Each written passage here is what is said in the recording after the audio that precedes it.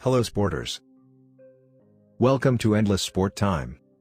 Over the years, there have been a lot of drawback in the women's tennis. But some women stood up and revolutionized the world of female tennis.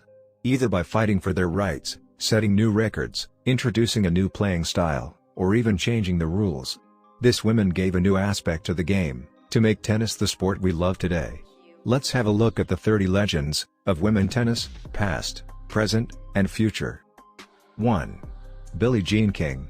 After winning Wimbledon in 1968, men's champion, Rod Laver, walked away with $4,800. Women's champion, Billie Jean King, had just $1,800. In other activities, the wage gap widened even further. After winning 129 career titles, including 12 Grand Slams, King fought to change that. 2. Margaret Court. Born to poor parents in New South Wales, Australia, Margaret Court grew up with an inferiority complex. Her family did not have a television, or a car, and her first tennis racket was made from old wooden fence posts. Some years after, she eventually turned it into gold. 3. Rosie Casals. She entered tennis as an outsider, and a long shot. She was the daughter of immigrants from El Salvador to the United States. The other kids drove their Cadillacs, they had nice tennis clothes, nice rackets, and nice white shoes. Casals told People. I felt stigmatized, because we were poor. She eventually got over it, and she forced the rest of the tennis world to go over it too. 4. Virginia Wade. Virginia Wade, the daughter of a British archdeacon, started playing tennis in South Africa as a child, and improved her tennis skills when she returned to England at the age of 15. 5. Yvonne Goolagong. Yvonne Goolagong, the daughter of a poor Aboriginal sheep shearer, rejected the idea that a tennis star should be groomed at a country club. Born in 1951, 16 years before Australia recognized Aboriginal people in their census, she started playing the sport after an encouraging neighbor spotted her peering the fence in a local court. 6. Chris Evert. Her girl-next-door looks and blonde locks earned Chris Evert the nickname America's Sweetheart, and she was one of the first tennis celebrities of the TV era. Born in Fort Lauderdale, Florida, in 1954, her traditionally feminine attitudes led parents to encourage their daughters to play the sports, and her competition with Martina Navratilova sparked interest in the women's sports in the 1970s and 1980s. 7. Martina Navratilova. Born in Prague, Martina Navratilova wanted to conquer the world of tennis, and knew she had a better chance of winning in the US than in communist Czechoslovakia. So at the 1975 US Open, the US authorities helped her out. The Czech government stripped her of her citizenship, but she went to dominate women's tennis, winning 18 Grand Slam titles. 8. Tracy Austin. In 1979, 16-year-old Tracy Austin became the youngest player to win the US Open, beating the 4-time defending champion, Chris Evert, 6'4", 6'3". Austin's deep, impeccable foundation led her to another title at Flushing Meadows in 1981, and despite recurring sciatica, she intermittently finished number 1. 9. Steffi Graf. Steffi Graf's father, a car insurance salesman from Brühl, Germany, taught her how to pick a racket in the living room when she was 3. And since then, it didn't stop. While Martina Navratilova and Chris Evert hit the ball hard, Graf brings a new burst of power to the game. Her forehand is still one of the best shots in women's tennis. She participated in 31 Grand Slam finals, and won 22 of them. 10. Gabriela Sabatini. In 1985, 15-year-old Gabriela Sabatini became the youngest player to reach the semi-finals of the French Open, placing her in the top 10, and staying there for almost 10 years. Her movie star look made her one of the biggest stars in South America. The media referred to it as the Pearl of the Pampas and the Divine Argentina. She radiated a different kind of beauty on the court, where her tricks and sweeping backhand continue to be legendary. 11.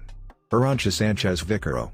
Arantxa Sanchez Vicaro earned the nickname Barcelona Bumblebee for her ability to track the most distant ball. This, combined with her bold clay court style, helped her climb to number 1 in the singles and doubles rankings, which was not an easy feat in an era with greats like Steffi Graf, Monica Seles, and Gabriela Sabatini. 12. Monica Seles.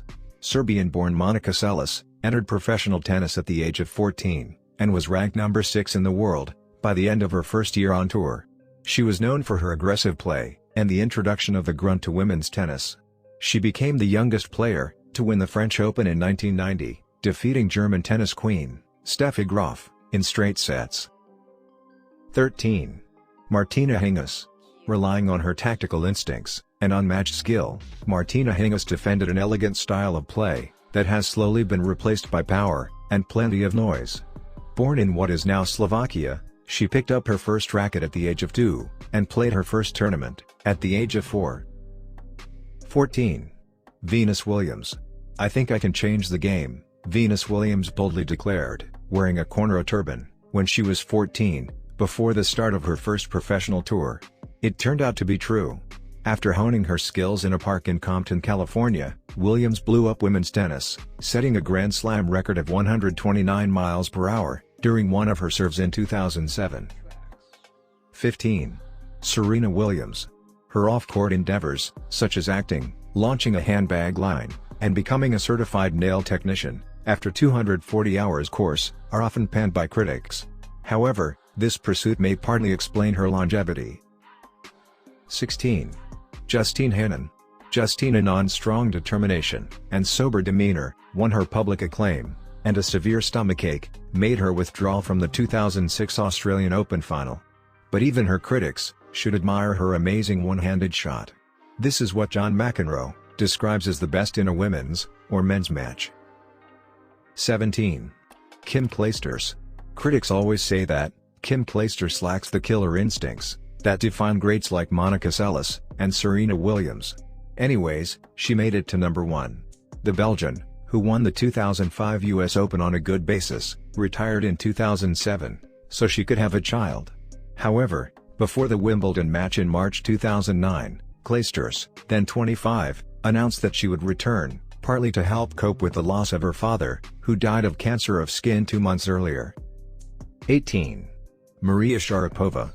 After reaching the semifinals at Wimbledon in 1997, Moscow's Anna Kournikova showed Russian female tennis players what was possible. But Maria Sharapova confirmed that, if you work hard, you can achieve anything.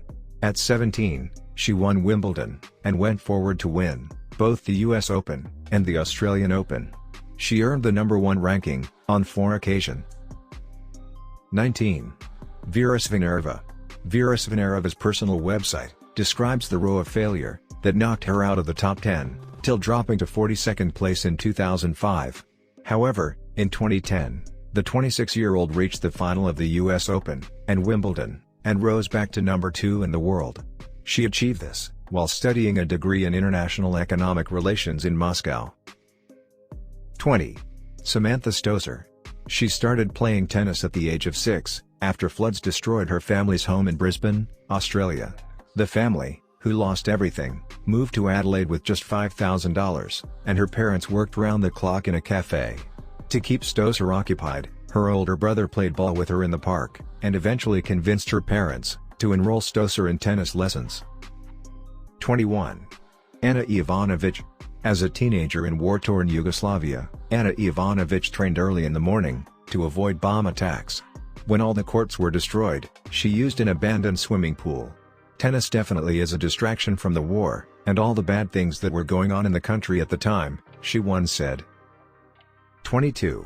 Bethanie Mattek-Sands. Athletes called her the rock chick of tennis because of her tattoos, her love of motorcycles, and the fact that she wore a black dress to her wedding. The 37-year-old shows off her free-spirited style. On the court, she wears knee-high socks and black anti-glare paint. 23. Agnieszka Radwanska. She makes up for her lack of strength with cunning. Agnieszka Radwanska relies on tactical accuracy and her understanding of geometry to defeat opponents, an ability that compares her to Martina Hingis. 24. Victoria Azarenka.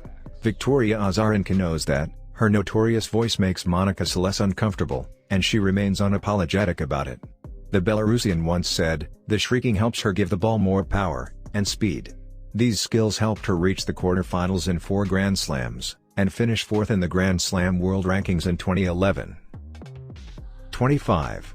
Yanina Wickmeyer. The Belgian Janina Wickmeyer didn't pick up a tennis racket until she was 9. That year, her mother died of cancer, and Yanina's father introduced her to the sports, to help her go through the pain. 26. Caroline Wozniacki. In November 2010, 20-year-old Caroline Wozniacki defeated Serena Williams to become number 1, and she held that position.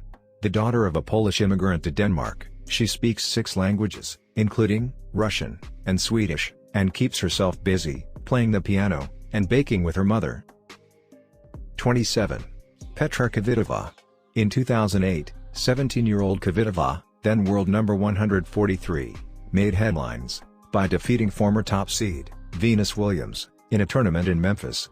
She held her first press conference. She woke her father up at 3 a.m., back in the Czech Republic, to share the good news. 28. Andrea Petkovic. She moved to Germany from Bosnia with her parents at the age of 6 months. Her father, a former Yugoslav tennis player, coached her at a Darmstadt club, but insisted that she must graduate from high school before playing professional tennis.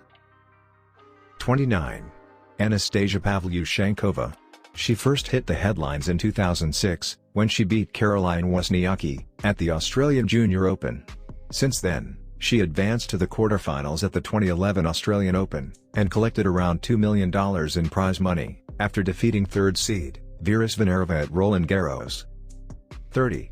Li Na. Li Na understands rebellion. In 2008, she left the Chinese Tennis Association, accounting for up to 65% of her tournament revenue.